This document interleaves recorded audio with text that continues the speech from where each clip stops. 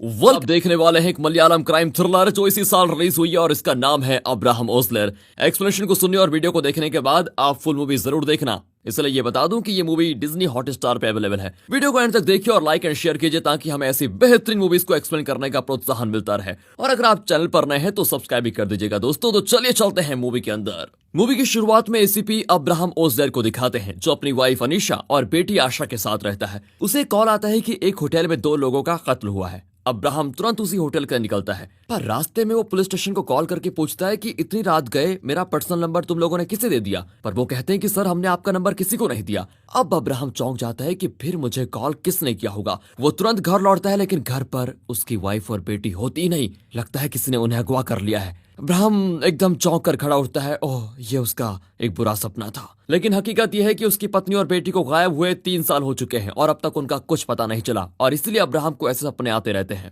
दरअसल हुआ यह था कि अब्राहम ने विनीत नाम के एक आदमी को किसी केस में सजा दिलवाई थी और इसी केस में पुलिस ने उसी को पकड़ा कि शायद वो अब्राहम से बदला लेना चाहता था। उसके पास एक चाकू मिला था जिस पर खून था और पुलिस इस नतीजे पर पहुंची कि विनीत ने अनीशा और आशा को अगवा किया और शायद उन दोनों का कत्ल कर दिया है। पुलिस ने उसे कई बार इंटेरोगेट किया लेकिन हर बार वो यही कहता था कि मैं भारी नशे में था सर और मुझे याद ही नहीं कि मैंने अब्राहम की वाइफ और बेटी को कहां दफनाया। और अब प्रेजेंट में अब्राहम उसी इंटेरोगेशन की वीडियो को देख रहा होता है। उस दुखद घटना के बाद से अब्राहम की तबीयत दिन प्रतिदिन बिगड़ती जा रही है और उसे रात को नींद भी नहीं आती। लेकिन महीने में एक बार वो विनीत से मिलने जरूर जाता है जेल में और ये जानने की कोशिश करता है कि उसने अनीशा और आशा को कहां दफनाया। बेचारा अब्राहम बेबस है क्योंकि जब तक उसकी पत्नी और बेटी की बॉडी नहीं मिल जाती वो अंतिम संस्कार भी नहीं कर पाएगा। आज भी वो विनीत के लिए खाना लेकर आया है और फिर वही सवाल करता है कि तुमने उन दोनों को कहां दफनाया। लेकिन विनीत वही घिसा पिटा जवाब देता है जो वो पिछले 3 साल से देता हुआ आ रहा है। कहता है नशे में पता नहीं मैंने उन्हें कहां दफनाया। और अगले सीन में गणेश नाम के एक आदमी को दिखाते हैं जो ऑफिस से घर लौट रहा है। कल गणेश का बर्थडे है तो वो अपनी वाइफ से फोन पर बात कर रहा होता है। तभी अचानक एक छोटा हाथी मतलब मिनी ट्रक उसे उड़ा देता है।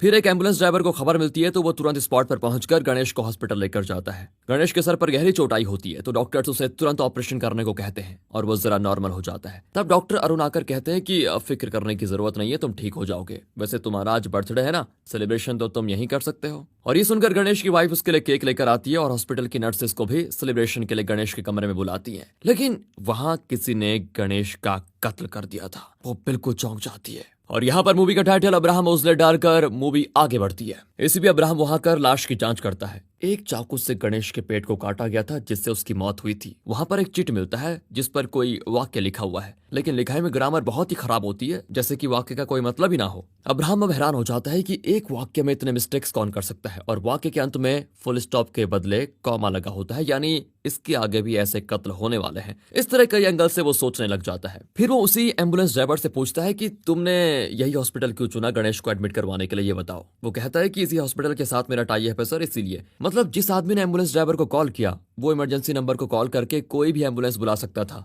लेकिन उसने इसी ड्राइवर को चुना, जिसका मतलब ये हुआ कि वो चाहता था कि गणेश को इसी हॉस्पिटल में एडमिट किया जाए। अब इस बारे में पुलिस भी इन्वेस्टिगेट करने लग जाती है। गणेश जो मर चुका है उसके पिता भी एक डॉक्टर हैं जिनका नाम शिव कुमार है। पुलिस पूछती है क्या आपकी या गणेश की किसी से दुश्मनी है। शिव कुमार नाम में जवाब देता है। अब अब्राहम उसे वाक्य दिखाकर पूछता है क्या आप इस वाक्य के बारे में कुछ कह सकते हैं। इस पर भी वो नाम में जवाब देता है। अब शव विश्लेषण के दौरान डॉक्टर ये बताता है कि यह कत्ल सर्जिकल नाइफ से किया गया है और कातिल को पता था कि कहां काटने से गणेश की जान चली जाएगी, मतलब कातिल को अच्छी मेडिकल नॉलेज होगी। अब वो एक्सीडेंट स्पॉट पर सीसीटीवी को चेक करते हैं लेकिन उसमें मिनी ट्रक के अलावा और भी कई गाड़ियां दिखाई देती हैं और ये भी क्लियरली पता नहीं चलता कि एक्सीडेंट किस गाड़ी से हुआ है। अब अगले सीन में रवि नाम के एक आदमी को दिखाते हैं जिस पर कुछ लोग हमला कर देते हैं। रवि किसी तरह बचकर भाग रहा होता है। तभी एक मिनी ट्रक में बैठा आदमी नीचे उतरकर उन लोगों को पीटकर रवि को बचा लेता है कैसे भी करके। और अब क्योंकि रवि को चोट लगी थी तो वो उसे हॉस्पिटल भी लेकर जाता है, लेकिन इससे पहले कि डॉक्टर्स उससे कुछ पूछते वो वहां से रवि को छोड़कर तुरंत निकल जाता है। अब इस बारे में डॉक्टर इंस्पेक्टर को भी बता रहा होता है। यहाँ रवि की ट्रीटमेंट चल रही होती है।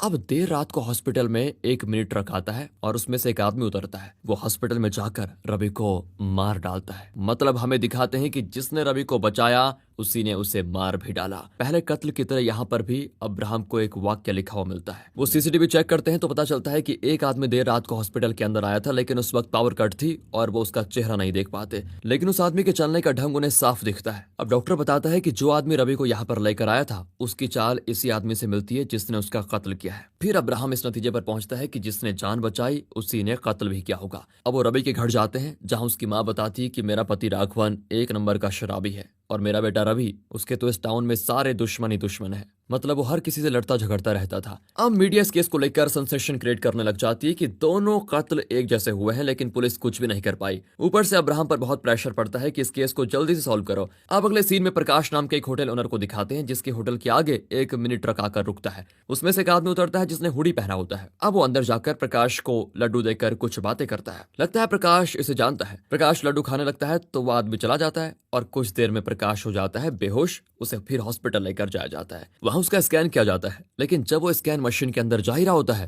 तभी पावर कट हो जाती है। लगता है इस हॉस्पिटल में अक्सर पावर कट होती है और जनरेटर की भी ठीक से व्यवस्था नहीं है यहाँ पर। अब डॉक्टर किसी को आवाज देता है लेकिन कोई नहीं आता। फिर वो खुद प्रॉब्लम चेक करने के लिए कमरे से बाहर निकलता है और तभी कमरे में एक आदमी एंटर करता है और एक सर्जिकल नाइफ से प्रकाश के गर्दन पर कट करके चला जाता है। जब डॉक्टर लौटता है तो देखता है कि प्रकाश मर चुका है। अब अब्राहम आकर देखता है तो जिस जगह पर कट किया गया था उसके पास एक स्केच मार्क जैसा कुछ बनाया होता है। अब वो फिर सीसीटीवी चेक करते हैं और इस बार भी हॉस्पिटल में पावर नहीं था तो कातिल का चेहरा नहीं दिखता, लेकिन उसकी चाल पहले वाले आदमी की चाल से एकदम अलग होती है। अब्राहम को लगता है कि शायद दो लोग मिलकर यह कत्ल कर रहे हैं। अब डॉक्टर बताता है कि घाव के पास जो स्केच मार्क लगा है उसका सैंपल मैंने लैब में भिजवा दिया है, कुछ दिनों में पता चल जाएगा कि वो क्या है। अब अब्राहम और उसकी टीम प्रकाश के होटल में जाकर पूछताछ करते हैं कि बेहोश होने से पहले प्रकाश किससे मिला था। वो बताते हैं कि एक आदमी घी देने आया था। वो अक्सर होटल को घी सप्लाई करता है लेकिन कभी अपना चेहरा नहीं दिखाता, हमेशा मास्क पहनकर आता है। अब्राहम पूछता है कि उस आदमी का पेमेंट कैसे किया जाता है ये बताओ। वो कहते हैं कि प्रकाश उसके अकाउंट में ट्रांसफर कर देता था। अब उस अकाउंट के जरिए पुलिस उस आदमी का पता लगाना चाहती है।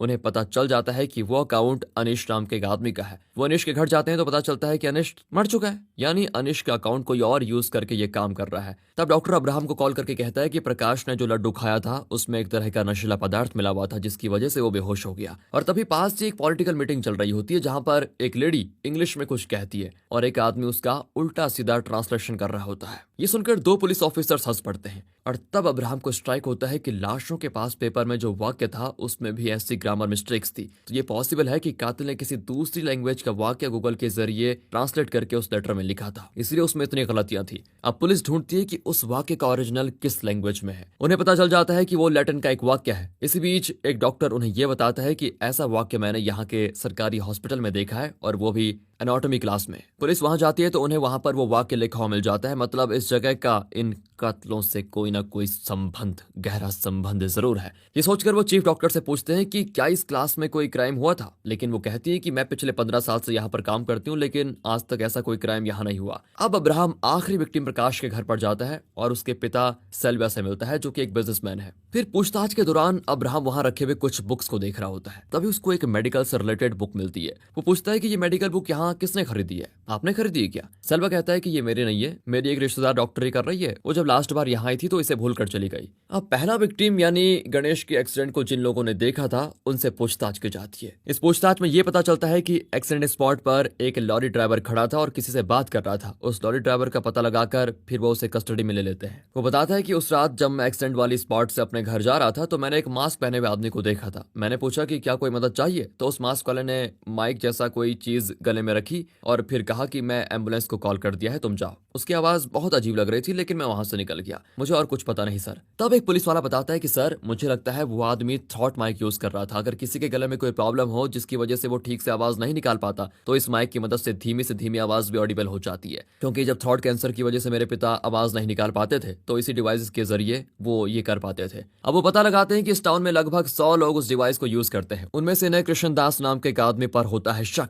क्योंकि उसका एड्रेस अनिश के घर के पास ही होता है। वही अनिश जो मर चुका है लेकिन हुडी वाले ने उसका अकाउंट नंबर प्रकाश को दिया था पेमेंट के लिए। अब पुलिस कृष्णदास के घर जाती है। वहां उसकी माँ होती है जो बताती है कृष्णदास तो कभी कभी घर आता है, बाकी पता नहीं कहाँ रहता है। अब्राहम पूछते एक बात बताइए, क्या वो थ्रॉट माइक यूज करता है? वो हाँ में जवाब देती है और कहती है कि 1990 से पहले मेरा बेटा कृष्णदास बहुत ही अच्छा गाता था, वो बहुत बड़ा सिंगर बन सकता था, लेकिन एक छोटे से ऑपरेशन में डॉक्टर्स ने न जाने क्या कर दिया और उसकी आवाज ही चली गई। ये कहकर वो रोने भी लग जाती है। अब वो पूछते हैं कि वो ऑपरेशन हुआ कहाँ था ये बताइए। कृष्णदास की माँ उसी सरकारी हॉस्पिटल का नाम लेती है जहाँ ये सारे कत्ल हो रहे हैं। वो कृष्णदास की फोटो मांगते हैं तो वो लाकर देती है। अब अब्राहम की थियरी ये है कि ये कत्ल किसी रिसेंट क्राइम का बदला लेने के लिए नहीं बल्कि किसी पुरानी गलती का बदला लिया जा रहा है इन कत्लों से, यानी बाप की गलती की सजा बेटों को दी जा रही है। मतलब इस तरह से सोच लीजिए आप। अब वो इन्वेस्टिगेट करते हैं कि 1990 में कृष्णदास का थ्रॉट ऑपरेशन किन डॉक्टर्स ने किया था। फिर वो उस बैच के सारे डॉक्टर से मिलते हैं। एक जगह पर उन्हें वही बुक मिलता है जो उन्होंने प्रकाश के पिता यानी सेल्वा के घर में देखा था। अब अब्राहम को शक होने लग जाता है क्योंकि ये बहुत ही पुरानी किताब है जिसे फिलहाल डॉक्टरी करने वाले कोई स्टूडेंट यूज नहीं करती है। मतलब वो बुक पक्का सेल्वा की ही होगी,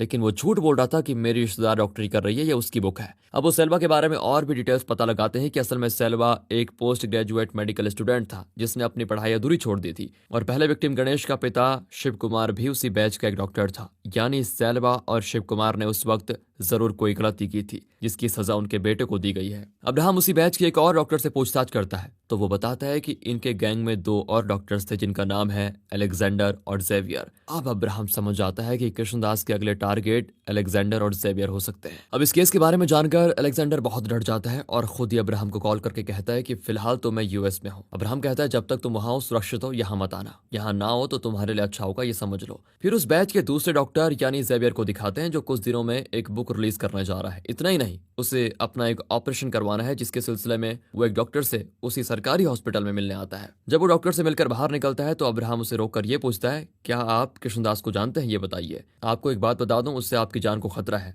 लेकिन जेवियर कैजुअली कहता है कि जो होना होगा देख लेंगे, आप चाहें तो मुझे प्रोटेक्शन दे सकते हैं, लेकिन मुझे इसकी कोई जरूरत नहीं है। वैसे ये कहकर वो निकल जाता है, लेकिन कुछ दूर जाकर वो अपने फ्रेंड्स यानी शिव कुमार और सेल्वा को कॉल करके कहता है, तुम दोनों भी सावधान रहना। शिव कुमार बहुत घबरा जाता है। अब अब्राहम उससे मिलने जाता है तो उसकी वाही बताती है कि शिव कुमार बाथरूम गया था, लेकिन फिर न जाने कहां गायब हो गया। अब पुलिस को लगता है कि शायद शिव कुमार किसी सेफ जगह पर चला गया होगा बचने के लिए। फिर वो दूसरे विक्टिम रवि के पिता राघवन से मिलते हैं जो 1990 में उसी हॉस्पिटल में काम करता था। वो पूछते हैं कि उस वक्त जो हुआ था उसके बारे में अच्छे से सोच कर बताओ, लेकिन वो कहता है कि मुझे तो कुछ भी याद नहीं। तभी अब्राहम को अलेक्जेंडर को कॉल आता है जो यूएस में था। वो कहता है कि सर, अभी मैं छुप छुप कर नहीं जी सकता, जो होगा मैं फेस कर लूंगा। मैं इंडिया वापस आ रहा हूँ और आपको सच सच बताने को तैयार भी हूँ, आप प्लीज मेरे घर आ जाइए। अब अब्राहम अलेक्जेंडर की सेफ्टी के लिए तुरंत कुछ कांस्टेबल्स उसके घर भेज देता है। फिर वो अलेक्जेंडर के घर जाता है और पूछता है कि उस वक्त हुआ क्या था और क्यों कृष्णदास तुम सबसे बदला ले रहा है। अलेक्जेंडर बताना शुरू करता है, लेकिन तभी पावर कट हो जाती है और बहुत सारे लोग घर के अंदर घुस आते हैं और उनके साथ कृष्णदास भी होता है। वो अलेक्जेंडर को मारने की कोशिश करता है, लेकिन अब्राहम और दूसरे पुलिस वाले कृष्णदास को पकड़ लेते हैं। वो पूछते हैं कि हमें पता है तुम्हारे साथ कोई और भी है जो कत्ल करने में तुम्हारी मदद कर रहा है, बताओ कौन है वो।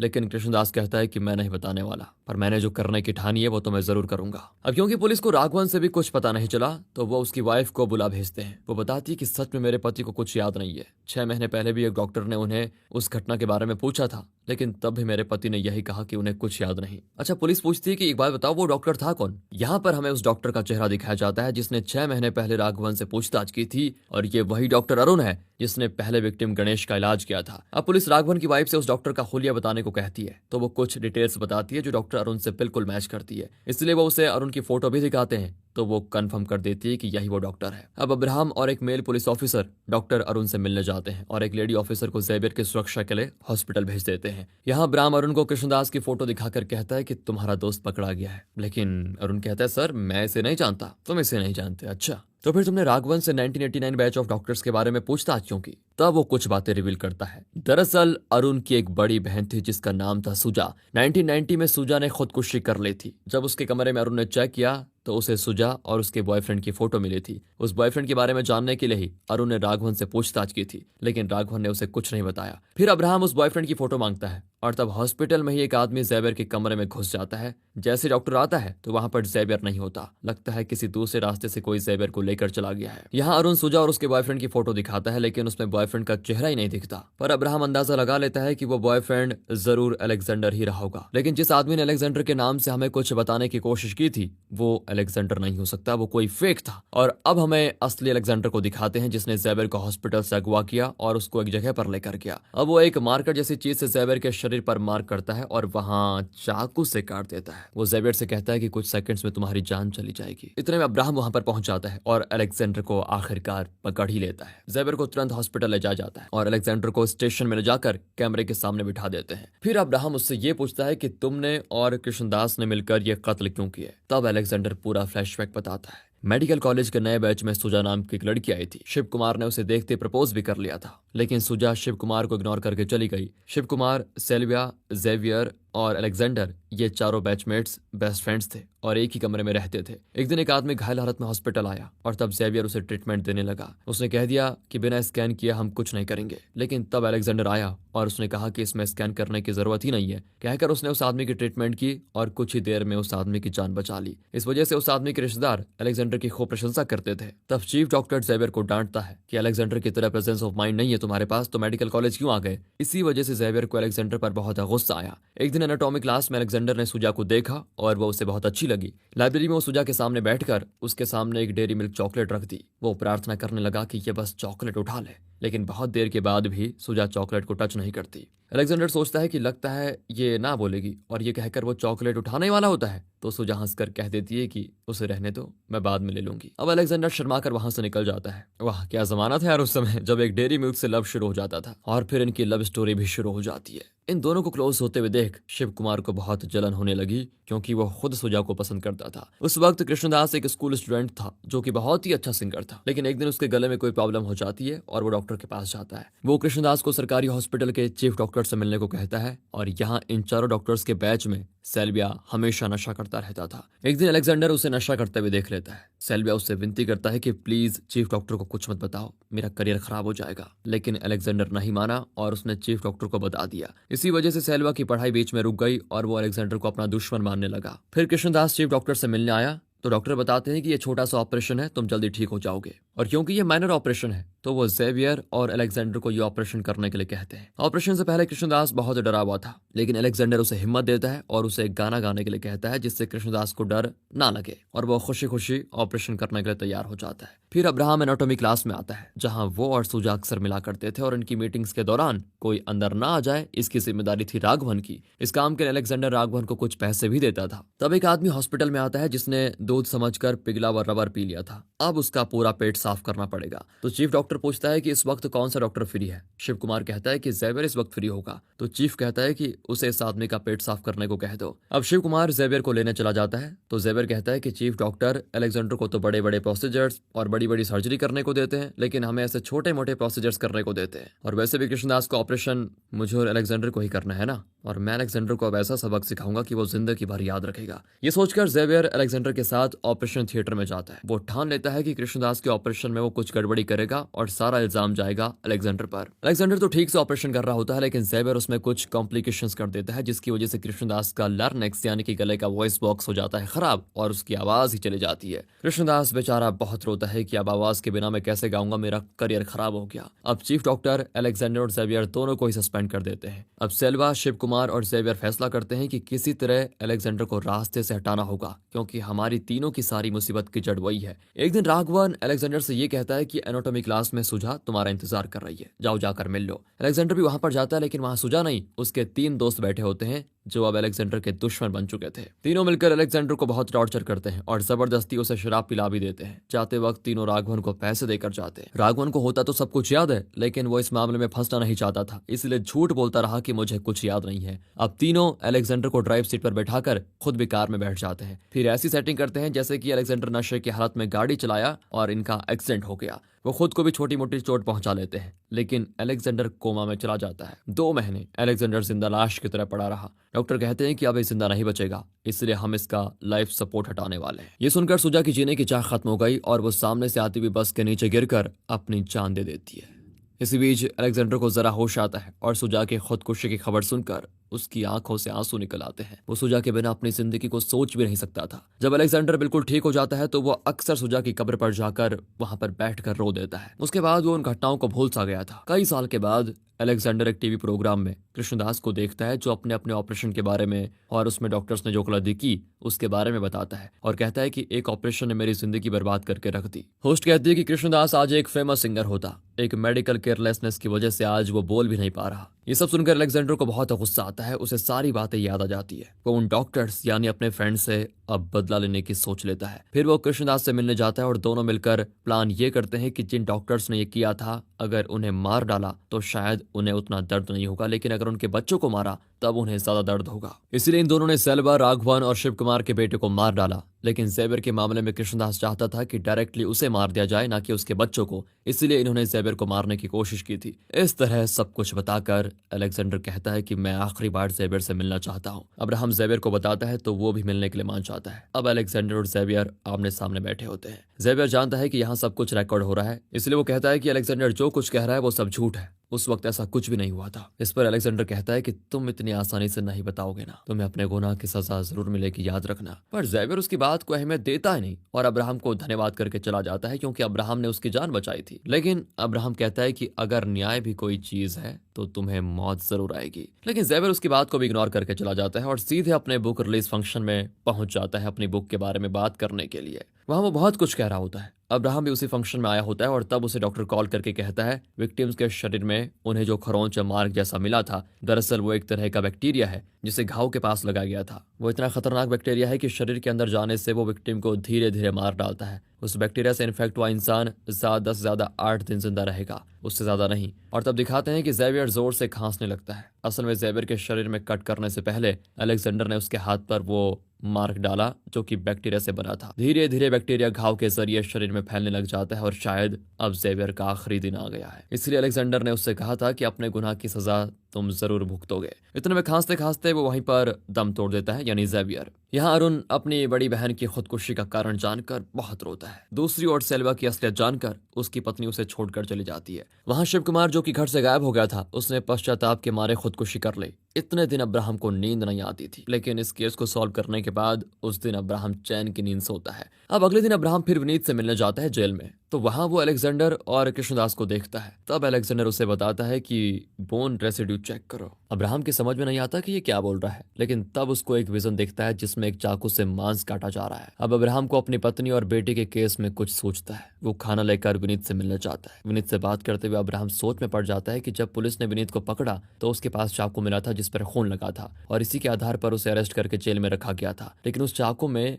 हड्डी का कोई निशान तक नहीं था। अगर चाकू से किसी को मारा जाए तो उसमें हड्डी का छोटा सा टुकड़ा, धूल जितना टुकड़ा तो जरूर चिपका होता, लेकिन विनीत के चाकू में सिर्फ खून था। हड्डी का छोटा सा टुकड़ा भी उसमें नहीं चिपका था। अब अब्राहम को लगता है कि शायद इसने अनीशा और आशा का खून किया ही नहीं। वो विनीत से पूछता है, मैं जानता हूँ अनीशा और आशा जिंदा है, बताओ तुमने उन्हें कहाँ छिपा कर रखा हुआ है। यहाँ पर विनीत स्माइल करके कहता है कि अच्छा, तो आपने पता लगा भी लिया, आप तो इतने बड़े इन्वेस्टिगेटर हैं, तो अपनी बेटी और पत्नी को ढूंढ लीजिए ना। अब अब्राहम को भी हम स्माइल करते हुए देखते हैं और इसी के साथ ये मूवी हो जाती है खत्म। वैसे इस अब्राहम एंड को देखकर यार लगता है इसका सेकंड पार्ट भी आएगा जिसमें अब्राहम अपनी वाइफ और बेटी का पता लगाएगा। बाकी अगर आपको ये वीडियो अच्छी लगी हो, स्टोरी अच्छी लगी हो, एक्सप्लेनेशन अच्छा लगा हो तो लाइक कीजिए और चैनल को सब्सक्राइब। मिलते हैं अगली वीडियो में, ध्यान रखेगा अपना। And finally thanks for watching.